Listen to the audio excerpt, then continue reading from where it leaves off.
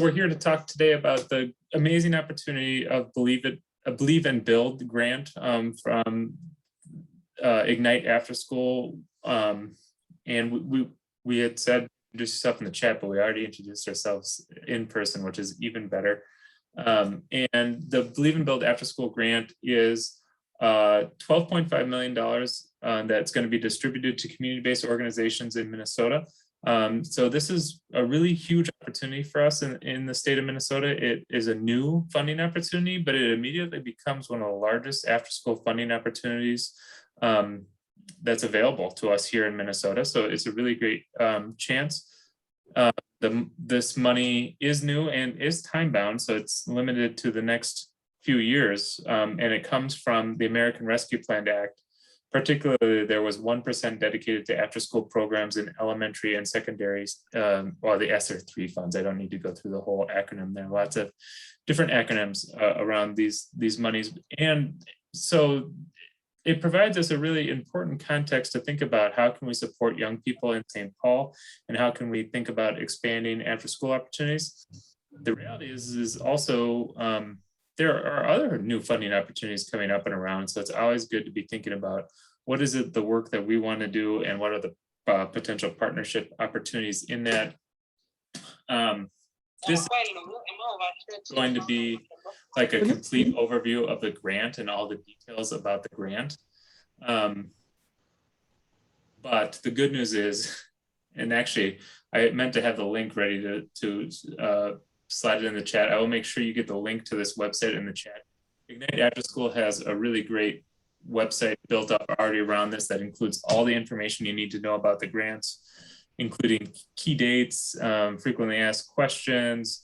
There's an information session that they did host that's recorded there. They have the full RFP, and then other supporting documents that you need. And so our thought today was not to talk about each of the individual details about the grant. I mean, I'm happy to answer any questions. And actually, I know Julia and Maureen also both attended the info session, so they have some information about it as well. But today we wanted to talk about how the city of St. Paul, particularly Sprockets and St. Paul Public Libraries, can help support any youth serving organizations that are thinking about applying for these funds. And so and again, we just have a quick amount of time here. It's meant to be conversational. It's meant to spur ideas, but I just want to quickly go over a few of the potential Sprocket supports that we have that might help make your grant application successful or help you answer some questions in the grant. Part of my role at Sprockets is doing some of the fundraising work and writing grants. And I know how difficult it can be to try to pull together all the information that's required to answer these. And so we thought we would help kind of draw out some areas where we know that Sprockets can support you and help start a conversation about that.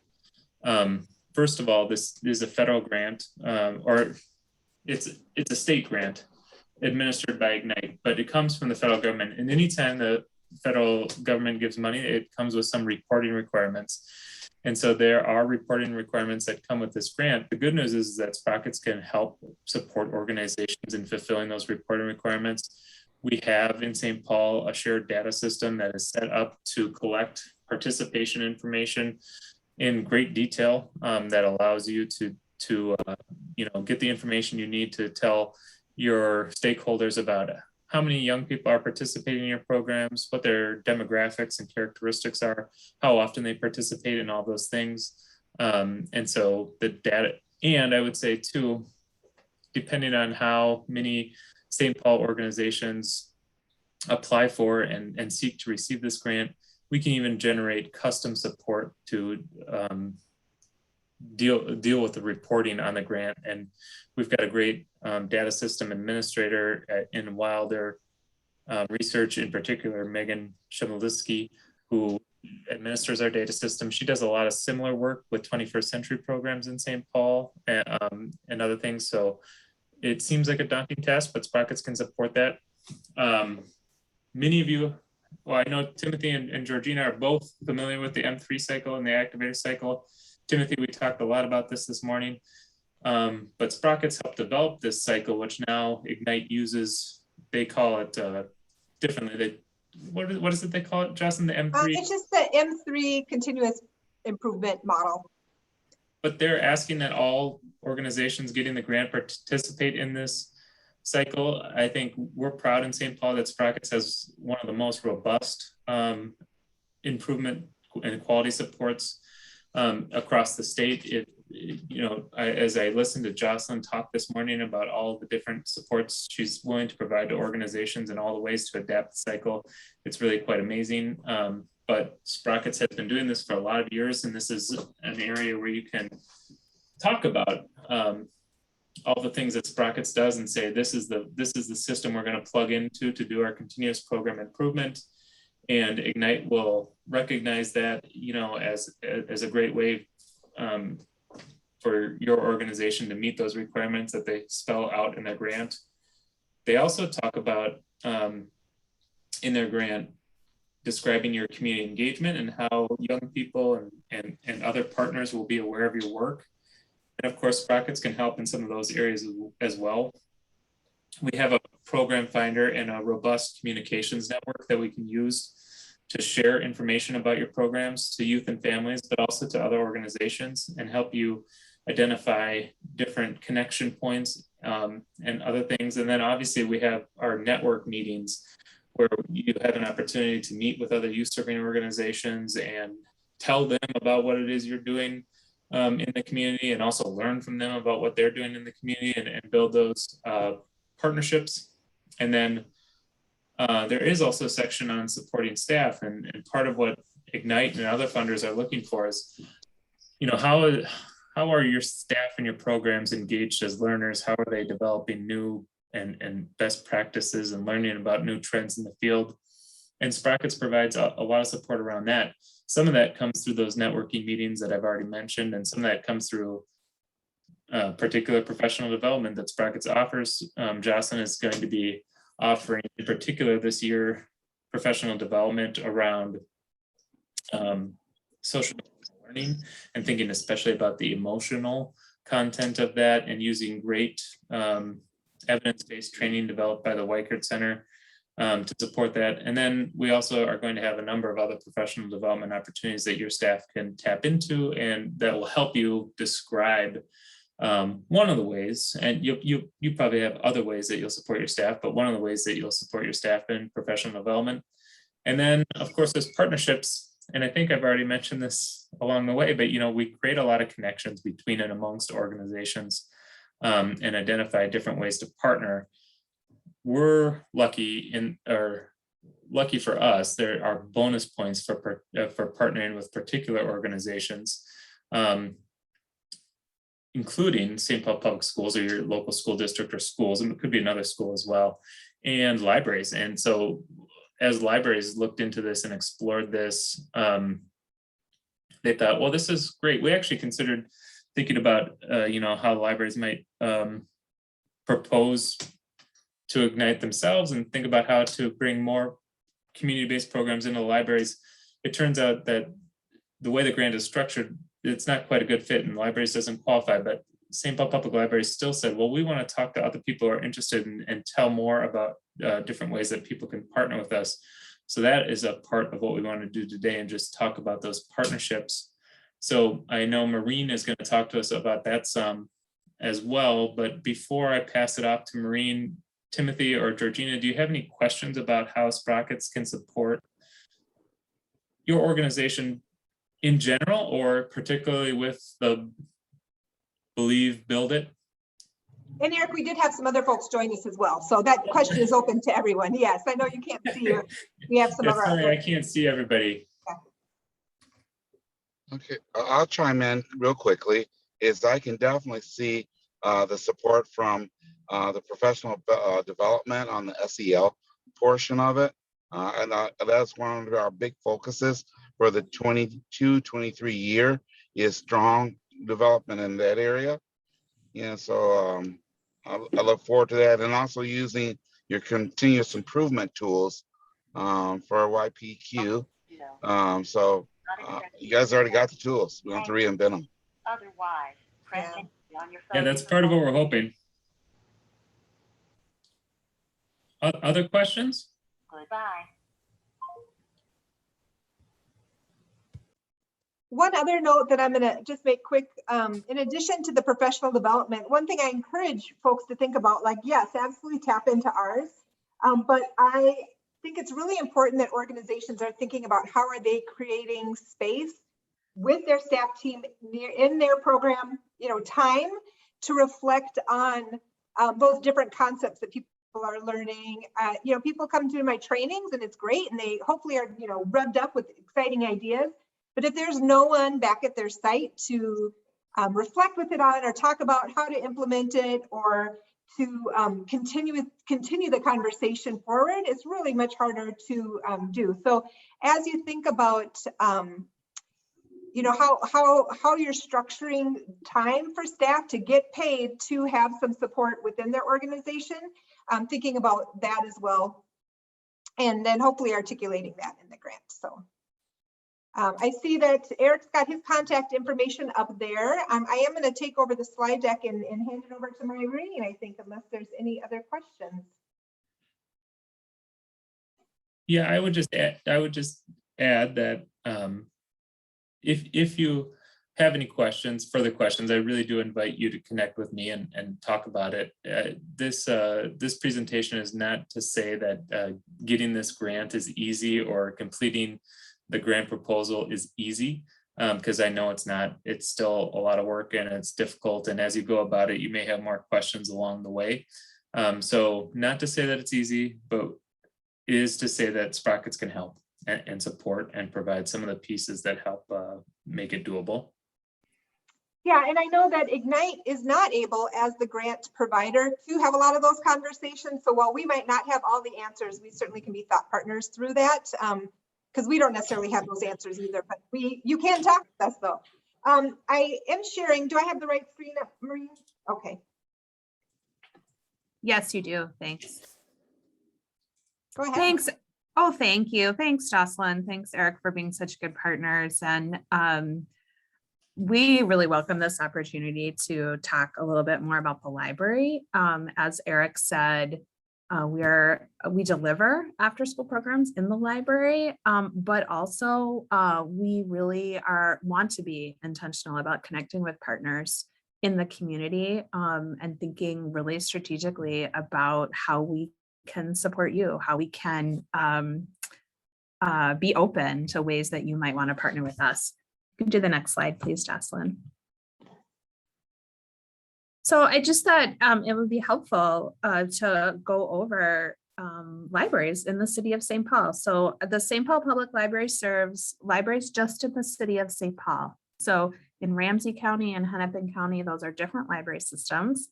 They operate similarly but differently. But I'm going to talk today about the St. Paul libraries. If you're interested in working with other libraries, I'd be happy to try to make a connection for you. So we could talk about that a little bit differently, a little bit later. So we have 13 locations in the city of St. Paul. I'm speaking to you today from the Rondo Library. And we're not supposed to have favorites, but it's one of my favorites. But we have them in neighborhoods and all throughout the library. All throughout the city. In total, we have 712 open hours a week. So all of our libraries are open at least 1 or 2 nights. We're open our libraries on Saturday and then some on Sunday as well. And so I want to let you know that one of the pretty awesome things about the library is that we're right in neighborhoods and we're right in community across the whole city. And if you haven't been in a library, you can do the next slide, please, Jocelyn. If you haven't been in the library before, I want to give you an opportunity, or in a long time, I want to talk a little bit about what that is. But we really have 2 goals in supporting our after-school partners. One is we want to support the increase in after-school programs and participants in St. Paul. This grant is a great opportunity to do that, but we want to do that beyond the period of this grant. So just know that we always want to do that. We also want to connect more young people and their families to library resources. So any opportunity we can to do that through programs, through schools, through families, we want to do that. We really believe that the community libraries are one of our greatest ways that you see our tax dollars at work, and it can create an opportunity and a connection into community that can last a lifetime. So we're really super passionate about that. You could do the next slide. Thanks. So if you haven't visited a library in a while, or even prior to 2019, I just want to give you a little bit of an overview of what you'll find. Yes, we have books. We always have books. Those are our brand. That's our brand. We also have music. We have movies, lots of more things you can check out or experience in the library. A few years ago, we made a really big change. We have no late fines on materials. So this was identified as a huge barrier for many of our families, and a reason why sometimes families didn't want to check out books. So no more late fines. Library Go, you may or may not be aware of. Library Go is a partnership with schools wherein students automatically have a library card number. They don't have to lose or forget a plastic thing. It's linked to their student ID. And so this has been happening for now 5 years with all St. Public School students. So the beginning of the school year, all students in St. Paul Public Library have the ability to use the library, and we make that very easy for them. And there's also 9 charter schools with which we're partnering with. So it makes it a lot easier to get as many kids as possible connected to the library. Next slide. I lost my spot. Sorry about that. Uh-oh. There we That's go. all right. So just a little bit of an overview. 5 of our branches have homework help centers in person. We also have an online homework help program that's open to anybody with a library card. It's every day from 1 to 11 p.m. And that's a contract service that we work with, but it's live. There's an actual person there. It's not just a widget. Story time, other programs for families, younger kids. We have play and learn areas in all of our library locations. Every year we run a reading initiative called Read Brave. That's for all ages. We select a series of titles around a brave topic. It builds awareness and empathy throughout our whole community centered around books. We have teen and adult interest-based and technology-rich spaces like maker spaces. For parents and caregivers, we have career labs in 5 of our libraries where folks who are looking for work or in some various stage of a job search can come in and get support with their resume. A quiet space to make phone calls and participate in job interviews. Just started a brand new project with digital navigators. So this is a one-on-one opportunity for folks to get reconnected, whether or not it's tech help, help getting low-cost internet, connection with a Wi-Fi, with hotspot. Sometimes we have low-cost and free equipment to distribute depending on our partners. Innovation Lab, I mentioned, that's at our central library. And then you may not also know that we also have a library social worker. So right now that person is at 2 locations, and there's no cost, and folks can make appointments, and they can also stop in and meet with them. So we really have become much more than just books, and we really see ourselves as a very integral piece of community. So often we hear people say, well, I didn't know, but somebody said I should go ask at the library. So all kinds of questions are asked and welcomed here. Next slide.